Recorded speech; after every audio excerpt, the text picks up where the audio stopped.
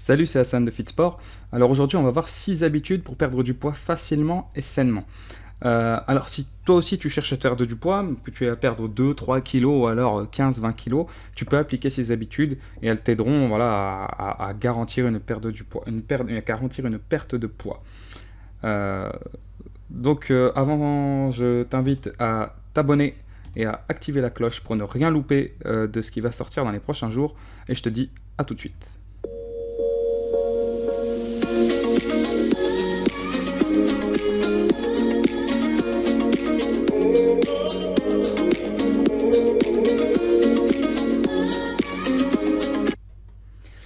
Alors avant de commencer, sache que tu peux accéder à tous mes guides gratuits en description. Il suffit d'aller dans la description, de cliquer sur le petit lien et de choisir les guides qui t'intéressent.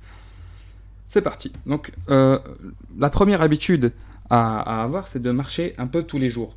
Euh, le but du jeu, c'est de ne pas rester au point mort. Pourquoi? Parce que le fait de ne pas bouger induit une baisse d'énergie. Et si on a une baisse d'énergie, forcément, on a encore moins envie de bouger. Et on rentre dans un cercle vicieux qui n'aidera absolument pas à perdre du poids. Donc ce qui est conseillé, voilà, c'est de faire au moins 10 000 pas par jour. Donc ça, c'était la première habitude à avoir.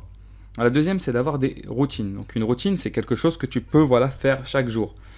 Alors pourquoi avoir des routines? La première chose, c'est que ça te demandera peu d'efforts. C'est-à-dire quelque chose que tu as l'habitude de faire tous les jours, ton cerveau n'a pas besoin de réfléchir, de te dire ah mais qu'est-ce que je dois faire, comment je dois le faire, etc. Non, tu as ta routine et voilà, ça te permet de ne pas avoir à réfléchir, de ne pas te fatiguer, c'est quelque chose que tu fais un peu de manière automatique.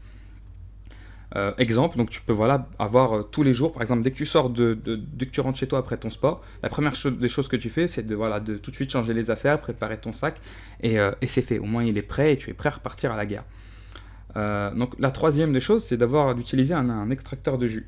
Donc l'extracteur de jus, c'est une machine qui te permet d'extraire donc le jus des légumes notamment, mais aussi des fruits. Hein. Mais voilà, ce qui nous intéresserait, c'est surtout voilà d'extraire le jus des légumes. Pourquoi des légumes? Parce que généralement, voilà, on sait qu'en France, globalement, on a une carence de légumes. On n'en mange pas assez, on ne varie pas assez.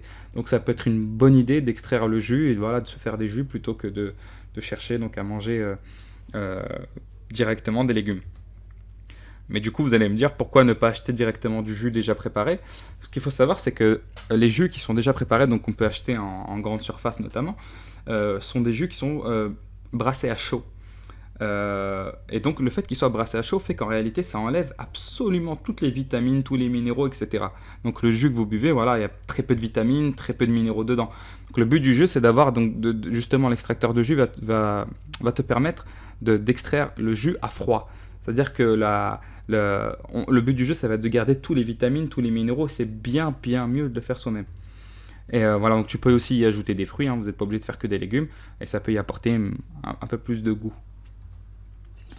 Habitude suivante, ça va être de manger des protéines. Euh, Pourquoi manger des protéines? Donc la première des choses à savoir, c'est que le fait d'avaler des protéines te permet donc d'augmenter ton niveau de satiété.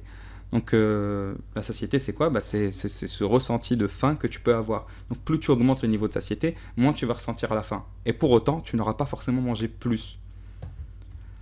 Donc ce qui peut t'aider, donc voilà, si tu sais pas trop se trouver des protéines ou autre, généralement voilà, c'est dans les œufs, dans la viande, dans des aliments comme ça. Mais tu peux aussi consommer donc des barres de protéines.